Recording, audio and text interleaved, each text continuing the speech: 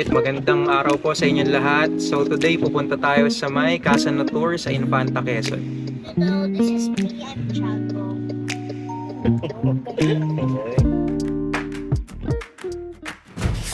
Time check, 12 o'clock. Nandito kami sa may Jollibee. Criminal card daw. Oh. 1,107. Tap na lang ba? Ayun mo ba siya? Jollibee kasi po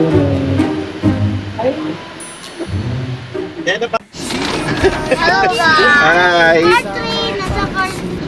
Kahit umuulan, go lang! So update, nandito na po kami sa may Marilaki Highway. Time check, it's 1:49. Medyo natagalan kasi bumili kami ng mga pagkain, ganyan. So ito yung mga kasama natin. Hi guys! Bye! Tapos ito po yung daanan.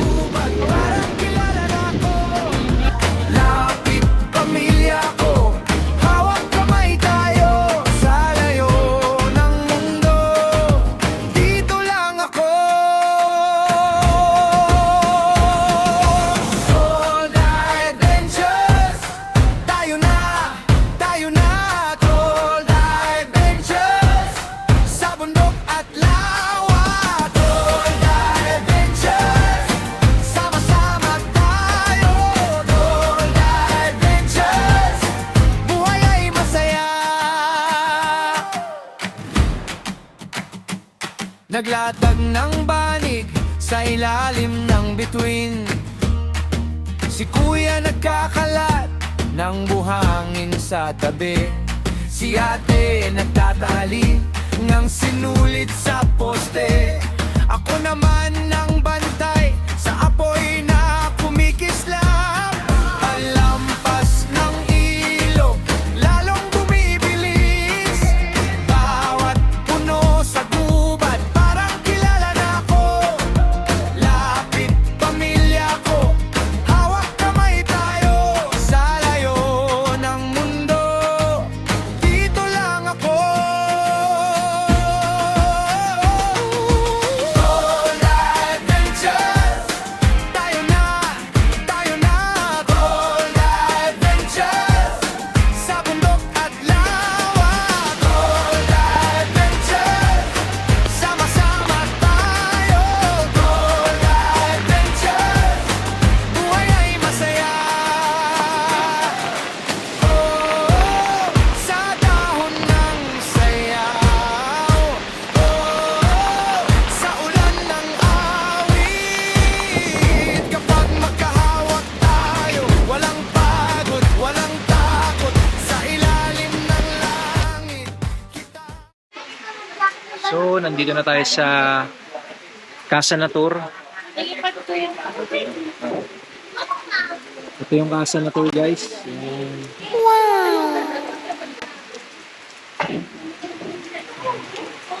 Ano ba? Pwede na kami magpalo para So umuulan ngayon nang dumating kami. Pero maganda pa rin yung lugar.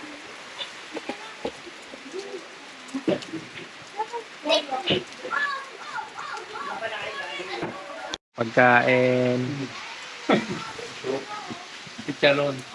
Ito. The beautiful chef, may Tita Telma. Hello. Sarap po. Ang bango ah.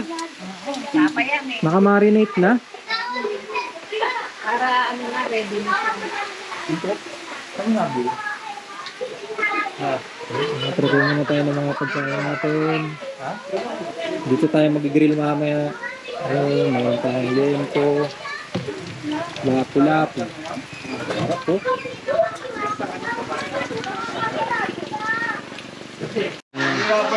San Miguel.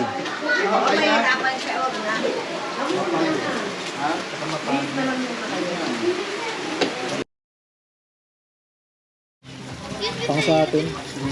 ganyan mo. Ganyan mo. Hala! Sige! Hindi, may timbola naman pala. Ito parang galing buwan. Pero bawal pa na Malamig ko. Ito, nilubugin pa ako para yelo. Ano ba yung gusto mo? Oo nga. Ipakaya ko Pag kaya. ganito panahon, di masarap to. Oh. Lamig. Kaya ano sir? Ano pa ba yun? Kaya. Oo. Ha? Kaya mo? Oo ka, tignan mo mamaya. Umahong ka dyan. Yari ka sa akin. So, dapat may tama na. Ayaw niya pang ito. Talaga ka. Nakatakot, nakarami ka naman. Takot ka pa.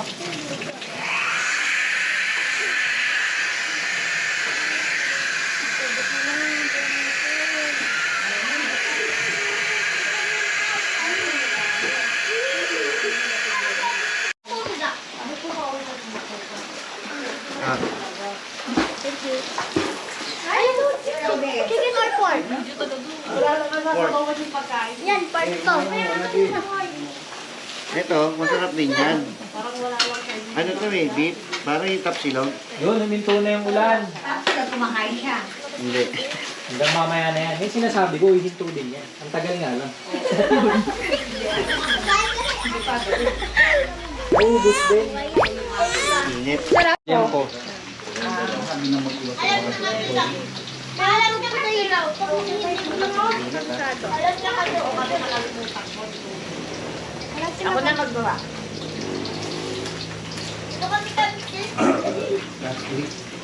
Ay, wala si Makalo. Hindi ah. Ay, mama. Dati yung pala pati ko si Mama. Malukong. Ito pwede ito gawin ka, no? Malukong. Ano? Yan. Bakit kasi toyo, Chloe?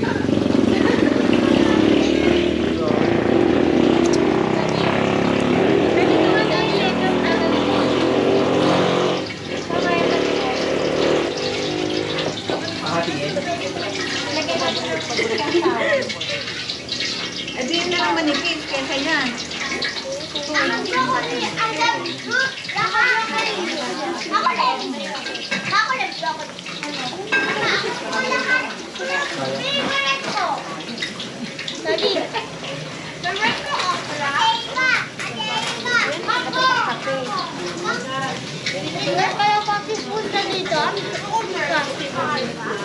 Yes, oh my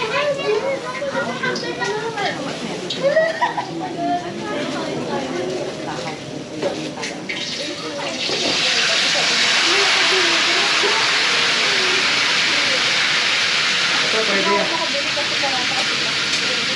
Ayun lang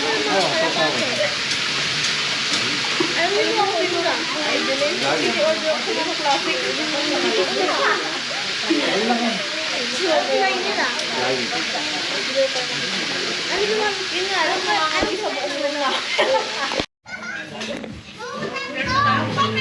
So yun guys, kain muna tayo. Tikman natin yung inanda nilang tapa.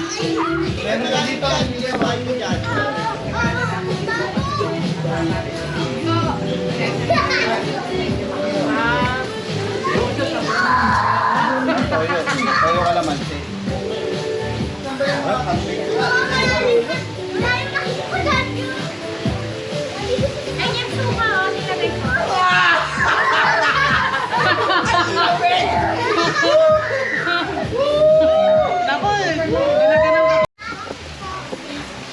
Masarap po.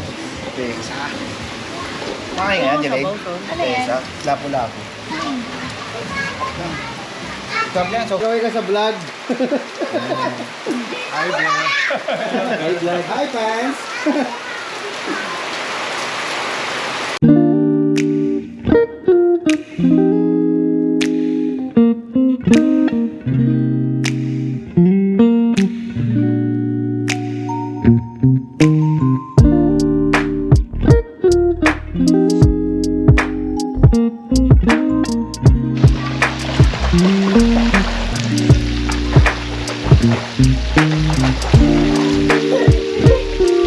God!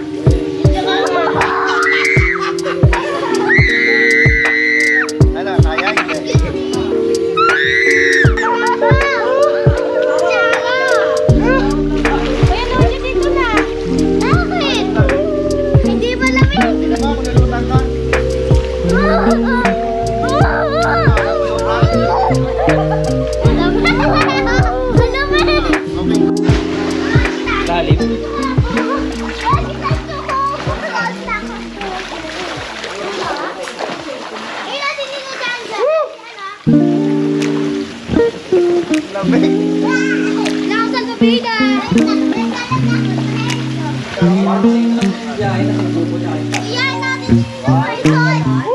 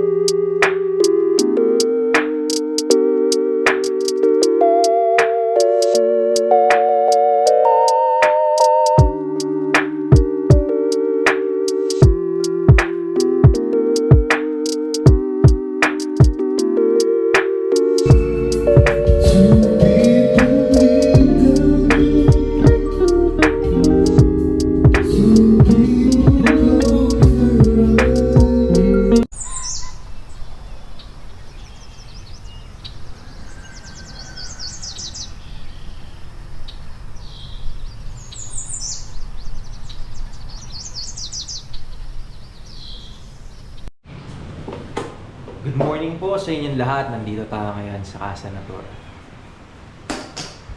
Time check, it's already 7:28 a.m.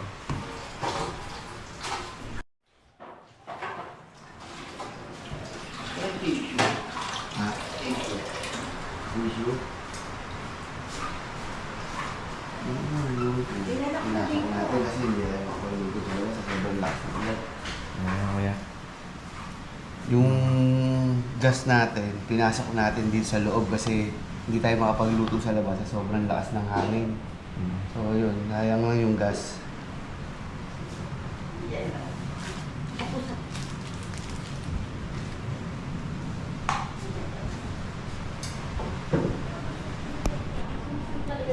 So malakas ngayon yung ulan dito sa Casa Natura. Ang location nito is nasa Infanta, Quezon. Ayan po Pero guys, kung nakikilala niyo po yung nagmugas ng plato, ayan po ang may-ari ng Aling Temas Barbecue sa Yun. Malabon. Dinarayo ng karamihan yan. yung pala, pag pumunta kayo ng Longos, Malabon, pag pumunta kayo ng Longos, Malabon, ang hanapin nyo lagi Aling Telmas Barbecue. Pag tanong nyo lang sa Tigalongos, alam na nila yon. Ayan, si Tita Telma, siya ang may-ari ng Aling Telmas Barbecue. Nilipat ko na kay Ate Kim. Ate Kim Barbecue. Yan guys, medyo malakas ang hangin ngayon. Hindi natin alam kung anong bagyo pa ngayon. Nabuta pa dito sa Infanta, Quezon. Try pa namin mamaya kung makapag-swimming pa tayo guys ha.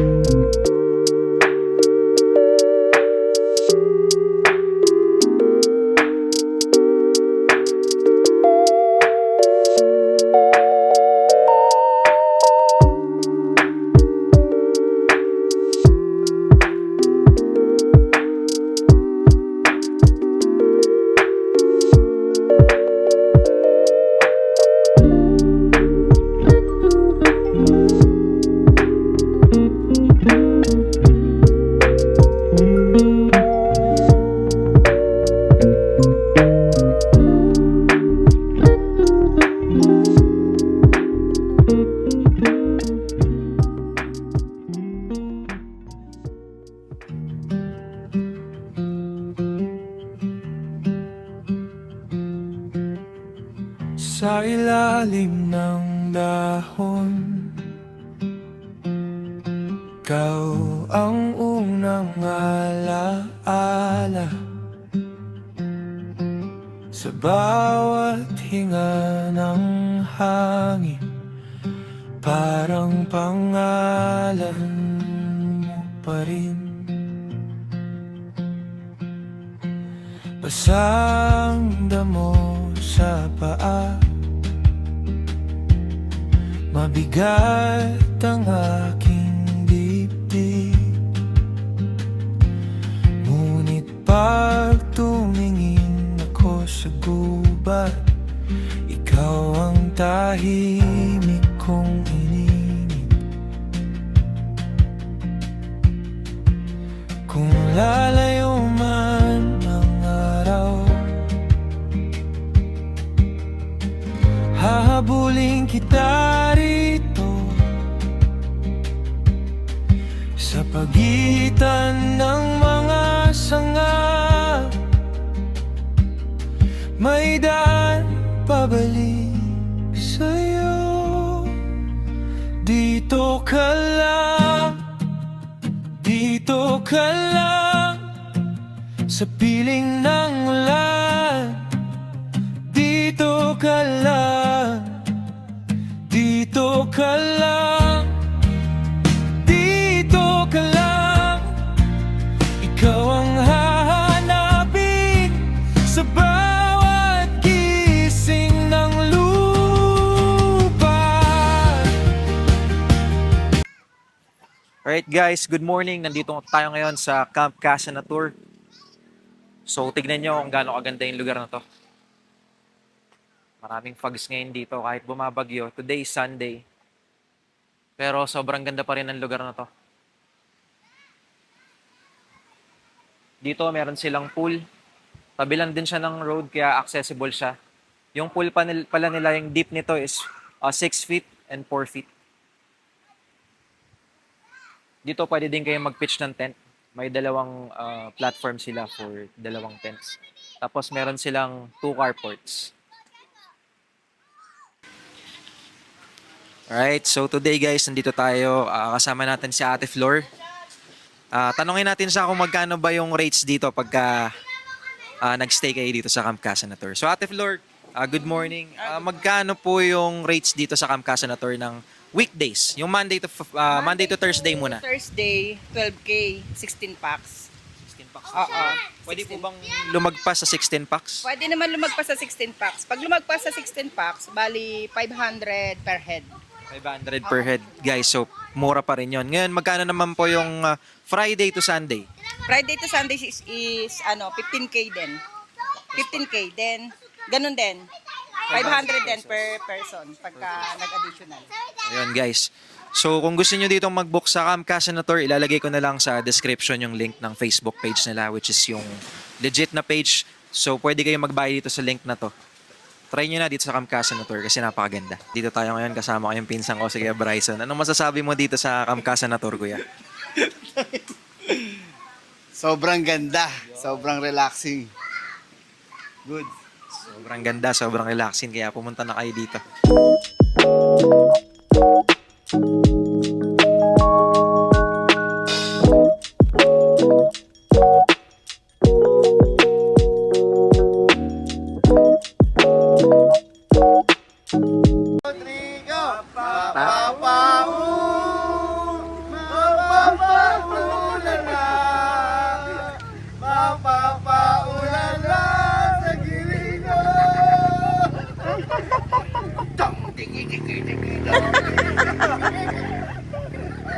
Okay.